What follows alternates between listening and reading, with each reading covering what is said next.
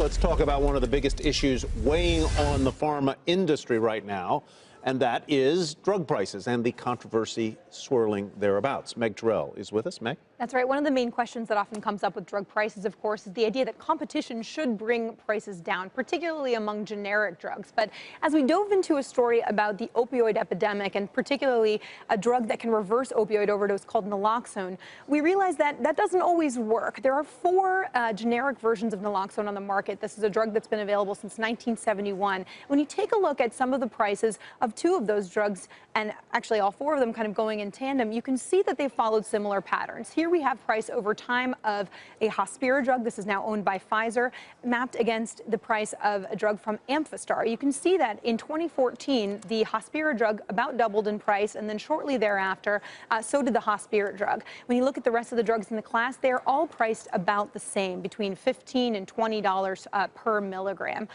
Now, this is turning into a problem for some public health agencies. We visited Baltimore and talked with their health commissioner. Take a listen to this.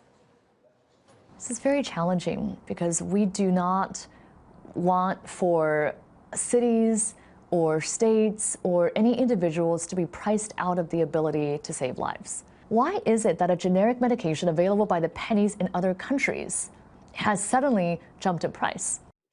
Now, we talked to some of these manufacturers about why these prices may have gone up. Now, Pfizer acquired Hospira in 2015. They say that from the time Naloxone entered their portfolio, our focus has been on providing access to this life-saving treatment. We believe it is priced responsibly. They also say they have an access program providing up to 1 million doses over 4 years and $1 million in grants to 5 states. We also talked with Amphastar, a much smaller company. They told us they do all their manufacturing in California, where materials and labor costs have gone up. They're investing in R&D to bring an intranasal version approved to the market. There is already another one of those as well. And they're also investing in their manufacturing, and they have rebate agreements with 11 different states. So it's a complicated situation here. Public health officials still saying this is a problem for them.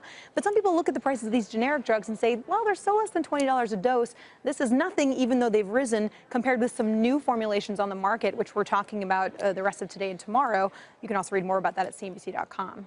I'm so glad to see that you're doing something on this epidemic, because it is a national, I've said it, it's a national crisis, especially in rural communities, that very few people are talking about. And now police officers are carrying naloxone because its overdoses are so problematic that cops are now carrying that along with their nightsticks and everything else. It's become a routine part of many of their uniforms. Oh, you're absolutely right. Policemen and firefighters, you know, we've been around the country, went to Farmington, New Mexico, and met with their firefighters there who say they want to carry this stuff. Sometimes the first people on the scene in a medical emergency. This is one of 4 essential medicines they carry, others including the EpiPen, and the prices are rising and putting the squeeze on their budgets. We're actually examining this coming up in Closing Bell today.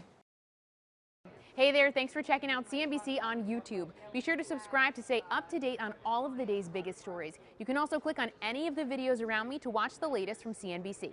Thanks for watching.